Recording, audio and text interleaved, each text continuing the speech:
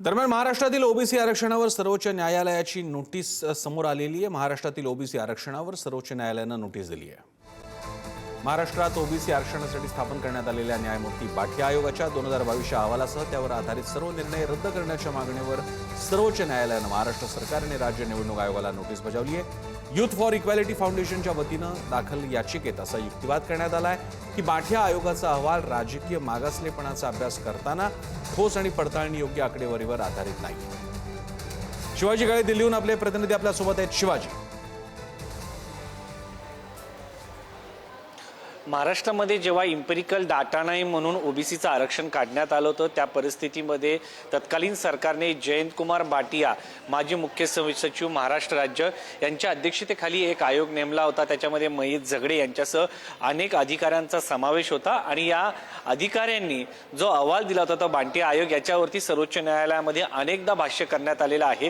त्यामुळे ओबीसीचं आरक्षण कमी झालं असं मंगेश ससाने यांच्या वतीनं जर आपण पाहिलं तर इंदिरा सहानी यांनी सर्वोच्च न्यायालयामध्ये युक्तिवाद करताना सांगितलं होतं। आता त्याचवरती सर्वोच्च न्यायालयामध्ये एक याचिका दाखल झाली आहे आणि त्यांचं म्हणणं आहे की बांटी आयोगाने जो अहवाल दिलेला आहे हा तंत्रशुद्ध नाही, वैज्ञानिकदृष्ट्या योग्य नाही, त्यामुळे नव्यानं आयोग नियुक्त करण्यात यावा। आणि या संदर्भामध्ये जर आपण हा बांटी आयोगामध्ये जे काही नोंदी केल्या त्याच्यामध्ये देखील म्हणण्यात आलेलं आहे की हा पूर्णपणे तंत्रशुद्ध अहवाल नाहीये, मात्र इम्पेरिकल डाटा किंवा महाराष्ट्रामध्ये ओबीसी वर्गाचं प्रमाण आहे हे सांगण्यासाठी हा होता। यामुळे काही भागामधील आरक्षण कमी झालेलं आहे ही देखील बाब खरी आहे, याच्यावरती अनेकदा शंका उपस्थित करण्यात आलेला आहे।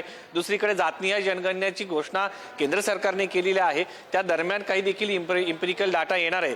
त्यामुळे आता सध्या तरी राज्य सरकारला आणि राज्य निवडणूक आयोगाला जो आहे एक नोटीस सर्वोच्च न्यायालयाने बजावलेली आहे। दुसरीकडे जिल्हा परिषद आरक्षणाच्या संदर्भामध्ये नव्यानं झालेल्या ज्या निवडणुका आहेत महानगरपालिकेच्या, ज्याच्यामध्ये चंद्रपूर आणि नागपूर यामध्ये देखील 50% आरक्षणाची जी मर्यादा आहे ती देखील ओलांडण्यात आलेली आहे। त्या ठिकाणच्या अनेक ओबीसी बांधवांचे लोकप्रतिनिधी जे निवडून आले त्यांचा देखील भवितव्य टांगणे लागले। या सगळ्या पार्श्वभूमीवरती या नोटीसला एक वेगळं महत्त्व प्राप्त होतं।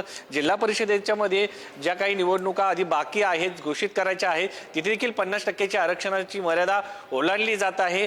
त्या ठिकाणी देखील मंगेश ससाणे यांनी जी याचिका दाखल केली त्यांचं असं म्हणणं आहे की या ठिकाणी ओबीसीवरती अन्याय होतो आहे। त्यामुळं हा जो प्रश्न आहे बांटी आयोगाच्या मुळे मिळालेलं आरक्षण आणि त्याच्यामुळे कमी झालेलं आरक्षण या संदर्भामध्ये एक प्रश्नचिन्ह निश्चितपणे उपस्थित होतं आणि त्यामुळं या संदर्भात आता सर्वोच्च न्यायालयाने राज्य सरकारला त्याचबरोबर राज्य निवडणूक आयोगाला जी नोटीस बजावलेली आहे त्यावरती काय राज्य सरकार उत्तर देतं प्रसन्न सर, हे पाहणं महत्त्वाचं असणार आहे। धन्यवाद शिवाजी, तुम्ही दिलेल्या या माहितीबद्दल।